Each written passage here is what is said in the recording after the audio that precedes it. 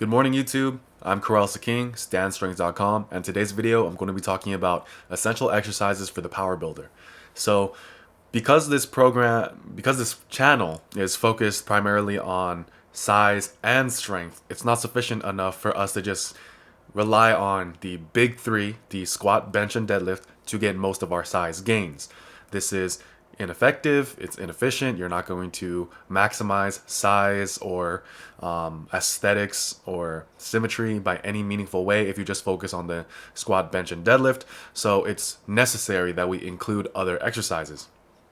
Now, the other exercise that we include should accomplish a couple things. First, it needs to hit muscles that aren't directly involved, so they're not the prime movers of the movements of the big three. So we'll need to include something like an overhead press, a barbell row, pull-ups, chin-ups. And then also another thing that these exercises need to accomplish is that they need to hit those muscles that are used in the big three from different angles. So there was a study put out where they compared hypertrophy between between groups that only perform squats and groups that perform squats, leg presses, and leg extensions. To no surprise, the group that performed a wider variety of exercises received better size gains. So that's why it's not good for a power builder to be a minimalist. That would be more suited for someone who's just a straight up power lifter, but here we're power builders. We care about size and strength, and that's why we need exercise variety and variations. So the way we use these variations will also depend on the goal of each session. So on strength training exercises or strength training days, you want to be using variations that allow you to get more quality tonnage without overusing certain joints, without developing asymmetries in the muscle, and that allow you to get more work done without too many drawbacks, whether that be fatigue or tear down or just wear and tear on the joints. Those are things that you want to consider with these exercises. So that's something to really consider. For size, you want to be using exercises that really stimulate the muscle but are still somewhat closely related and have a good amount of carryover to the big lifts. So that way it's not just you're purely doing bodybuilding type exercises like flies, pullovers, and stuff of this nature, because yes, we do want to include them in our programs, but we don't want them to be the main work, because doing pullovers and doing chest flies isn't going to increase your max bench, at least not immediately. So, what exercises do I believe are critical for a power builder? A lot of the exercises that I'm going to recommend are actually body weight exercises. I do think that regardless of your goal, calisthenics should be a key part of your foundation. They are just as important as the big three, in my opinion. If you can't do a set of 20 or more push-ups at any given time, I think that there's work to be done there. If you can't do a good amount of body weight chin-ups and pull-ups, I think there's a good amount of work to be done there. I'm a heavy guy, but I can still do those movements. Body weight dips, you should still be able to move. You need to be able to move your body around in space. So that's why I highly recommend using chin-ups, dips, push-ups. Those are three fundamental exercises that are very simple, that are very good for strength and size development. And for that reason, I think that it's useful to incorporate into your programs. So as power builders, we're not advanced calisthenic athletes. We're not trying to do things like L-sits or planches or things of that nature, but that doesn't mean we shouldn't include calisthenic exercises. So those are three exercises right there that I really think are useful. Another two more exercises that I think are critical for the power builder is the barbell row and the overhead press. So it's not enough to be pressing in a horizontal plane. We need to have variety. We need to make sure that we hit the upper portion of the pec and the shoulders from different angles, so that way we maximize the aesthetic of our bodies, but also the performance of our pressing abilities.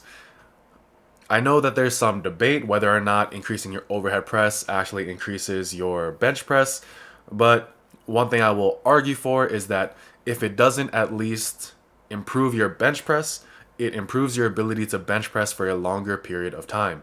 If you have stronger shoulders, they're less likely to get injured. They are more fatigue resistant.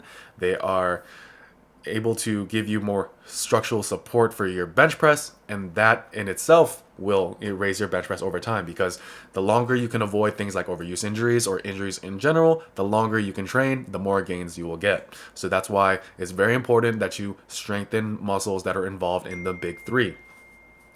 So include overhead pressing, whether that be dumbbell, machines, barbell overhead pressing, include them into your programs. The other exercise that I'm going to highly recommend is barbell row and barbell variations, or barbell row variations, or really just any row variation whatsoever. Whether that's a seated cable row, whether that's a hammer strength row, dumbbell row, Yates row, croc row, Penlay row, bent over barbell row, underhand, overhand, like, doesn't matter. Row your ass off. Row your boat. Like, if you want to really improve your ability to lift any significant amount of weight on the big three, but at the same time look like a goddamn monster truck, or just like a bear of a human being, you need to work your rows. So the deadlift really benefits from increasing the amount of weight and how much volume and tonnage you get from rowing. So for me personally, when I focus on barbell rows and pull-ups and chin-ups in particular, even though my deadlifts, I take them kind of on maintenance, I put them sort of on maintenance, I find that if my performance in those two lifts increase, when I do go back to deadlifting, I'm able to hit PRs pretty smoothly. So that's why I highly recommend including barbell rows of any variation, but try to stick with those variations for a extended period of time, at least 4 weeks, and really try to get better at it before trying to switch it up. So I'll be making more videos on that in the future, but that is something to keep in mind. So in this video, we talked about the barbell row, the overhead press, chin-ups, dips, and push-ups. Now, one thing that's important as a power builder is that you still need to do isolation movements. Now, these isolation movements should be more so catered to your hypertrophy days, your bodybuilding days, and this is where you can do things like your chest flies, your pullovers, rear delt flies, and rear delts is very important to hit, because like I said, that's not really a muscle that's hit by the big three movements. So you need to make sure on your bodybuilding days, the rear delts are getting a lot of love. So with isolation exercises, I know that there's a good amount of people who think that compound exercises will take care of all your gains, and to an extent, I agree, but in practice, it's not that simple. For example, there's a high fatigue and recovery cost of compound exercises, whereas with isolation exercises, you can isolate certain muscle groups without draining your body all that much, because you're only using a few muscle groups rather than your entire body. So what I mean by this, if you do a barbell row, you're definitely going to develop everything in your back, your rear delts, your traps, and your lats. But if you're trying to, let's say, isolate the rear delt, you want to, and you don't want to, and you're already like spent, you're already burnt out, you already worked out for about 45 minutes to an hour, and you're just like, I need to get a bit more volume on my rear delt because it's a muscle I want to develop.